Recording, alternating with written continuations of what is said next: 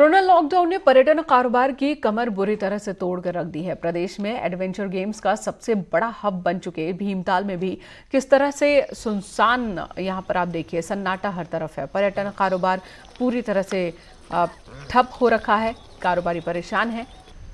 ये तस्वीरें आप देख सकते हैं। हालांकि तस्वीर बेहद खूबसूरत है, अट्रैक्ट करने वाली तस्वीर, लेकिन लॉकडाउन की वजह से कोई यहाँ पहुँच नहीं सकता, जिसका असर उद्योग खासकर टूरिज्म पर देखने को मिल रहा है।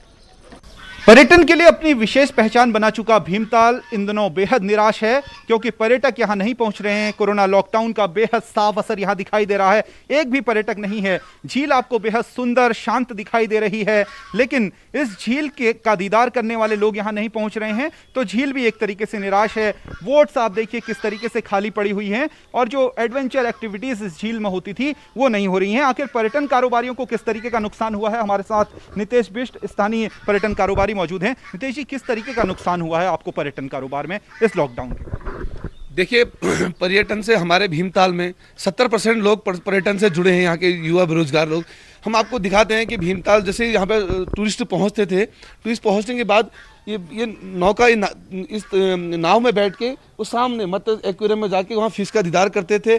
आज वो बिनार है, पूरी बिनान पड़ी है। और रही बात, यहाँ से महज 2 किलोमीटर दूर पे हमारी पैराग्लाइडिंग, वहाँ पे 12 कंपनियाँ काम करती हैं। उस कंपनी में पूरे पर्यटक का पूरा जमावड़ा बना रहता था। वहाँ के छोटे छोटे फड़ जो लगे हैं, इन सब में सैलानी उमड़ते थे, आते थे और पूरा अपना पर्यटक का लुत्फ उठाते थे। आज होटल इंडस्ट्री पूरी तरह से ठप पड़ी है, तो हमारे कारोबार पूरा, यहाँ के व्यवसायों का कारोबार पूरा ठप पड़ा है। बहुत चिंतनीय बात है। दूसरे पर्यटन कारोबारी कृष्णचंद भी हमारे साथ मौजूद हैं। कृष्ण जी, आपको किस तरीके का इफेक्ट दिख रहा है और सरकार से किस तरह की मदद की दरकार है? देखिए, यहाँ पे स्थानीय लोग जितनी भी ये बोर्ड हैं ना, पूरी खाली स्वामी, ये बोर्ड स्वामी जो भी हैं, कोई आधे आधे में मजदूरी करके वो अपना जीवन यापन करते थे। इस टाइम काफ़ी बहुत ही दिक्कत का सामना करना पड़ रहा है कि जो पर्यटन से इनको इतना बहुत ही, हमारे स्थानीय लोगों को कोई फल खोके, कोई संतरे, कोई कुछ करके अपना बिजनेस चलाते थे। आज बहुत ही वो बिल्कुल बहुत ही वीरान हो चुके। भीमताल की खासियत यह है कि पिछले 10 सालों में भीमताल ने अपनी तेजी से पहचान बनाई एडवेंचर गेम्स में। इस तालाब में कई तरीके के गेम्स होते थे, बोट्स तो इसमें चलती ही चलती थी। इसके अलावा कई तरह की स्पोर्ट्स एक्टिविटीज इसके भीतर होती थी। इसके अलावा जो आप सामने पहाड़ देख रहे हैं, इनमें पैराग्लाइडिंग की एक्टिविटीज होती थी और हजारों की संख्या में दिन में लोग आते थे, पैराग्लाइडिंग का आनंद लेते थे और सुंदर वादियों का आनंद लेते थे। लेकिन जो एडवेंचर गेम्स हैं वो जमीन से लेकर आसमान और आसमान से लेकर इस तरह के पानी में भी होते हैं। इसलिए क्योंकि लॉकडाउन का बेहद असर दिखाई दे रहा है आसमान में भी, जमीन में भी, पानी में भी, और पर्यटन कारोबारी भी अछूते नहीं हैं, इसलिए उन्हें दरकार है सरकार की मदद की। कैमरा सुनील कुमार के साथ शैलेंद्र नेगी, न्यूज़ 18 भीमताल। तो एक तरफ तो लॉकडाउन, दूसरी तरफ लगातार बारिश और ओलावृष्टि। लाखों किसानों पर मौसम की बड़ी मार पड़ी है।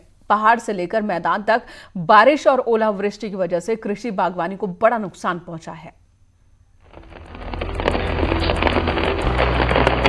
इन दिनों गेहूं की फसल की कटाई का काम चल रहा है, तो वहीं पर्वतीय जिलों में सेब, नाशपाती, खुमानी, आड़ू के पेड़ों पर फलों के फूल आए हैं। लेकिन बारिश और ओलावृष्टि से ही किसानों की फसल बर्बाद हुई है। ऐसे में लॉकडाउन की वजह से फसलों की कटाई के लिए मजदूर नहीं मिल रहे थे और ऊपर से मौसम की बेरुखी फसलों पर कहर बनकर टूटी है। किसानों का कहना है कि इस बारिश की वजह से काफी नुकसान हुआ है और फसल बारिश की वजह से खराब होने की स्थिति में आ गई है। काफी नुकसान हो गया है। गेहूं भीगे हैं सारे। अभी हमने 6 बीघा काट रखे हैं गेहूं, उसमें से 4 ही बीघा बना रखा है, बाकी तो सब भीग गया बारिश से। सुबह भी काटे थे, फिर सुबह सारे इकट्ठे करे हमने, सब जनों ने मिल के काटते हैं, फिर इकट्ठा करते हैं, फिर बनाते हैं, लेकिन बारिश ने भीग गया। प्रदेश की कृषि मंत्री सुबोध उनियाल ने कहा है कि बारिश और ओलावृष्टि से प्रदेश के पर्वतीय क्षेत्रों में सबसे ज्यादा बागवानी की फसलों को खासा नुकसान हुआ है। सुबोध उनियाल के मुताबिक सभी जिलों से नुकसान का आकलन कर रिपोर्ट मांगी गई है।